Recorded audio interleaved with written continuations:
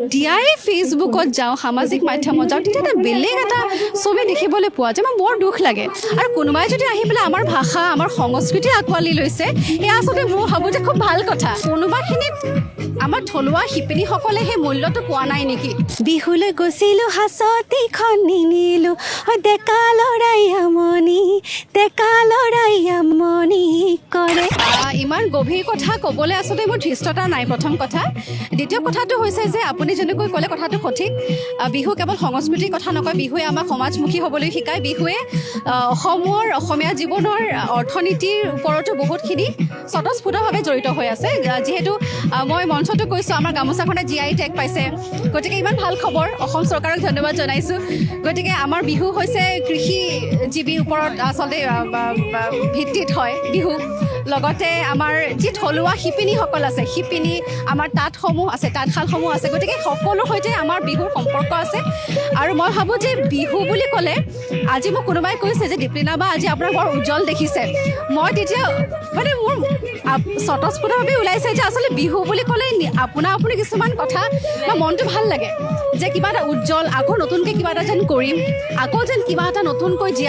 জীৱনটো জীয়াম আকৌ যেন কিবা এটা নতুন কাম কৰিম যিটো কামৰ জৰিয়তে সমাজত কিবা এটা ভাল হয় গতিকে সেই কথাবিলাক বিহুৰ লগত জড়িত আপুনি যেনেকৈ ক'লে কৃষিজীৱী বা আমাৰ যিবোৰ শিপিনী আছে এতিয়া আমি কালি মোৰ বাহঁতে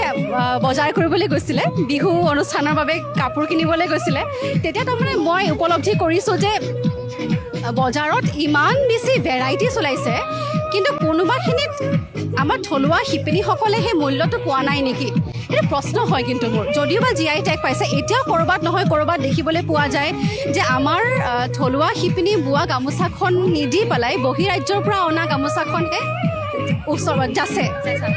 আদৰে গতিকে এই কথাবিলাকহে আলোচনা হ'ব লাগে মই ভাবোঁ দেই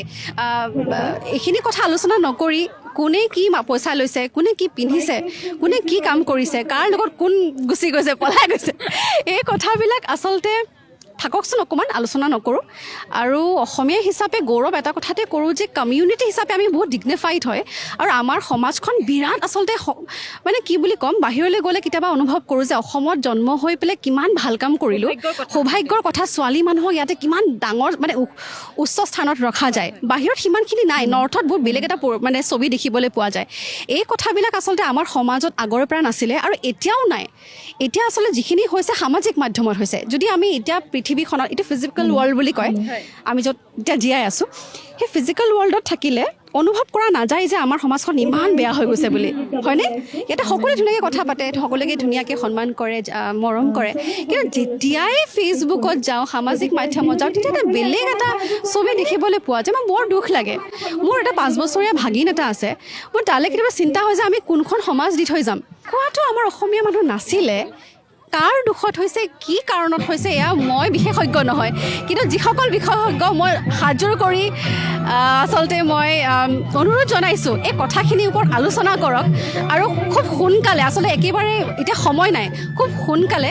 এই কথাবোৰ আমাৰ সমাজৰ পৰা আঁতৰ কৰাই দিয়ক কেনেকৈ পাৰে মই নাজানো মোৰ ওচৰত কোনো উত্তৰ নাই কিন্তু এই সামাজিক মাধ্যমৰ যি এটা বিশৃংখলতা যি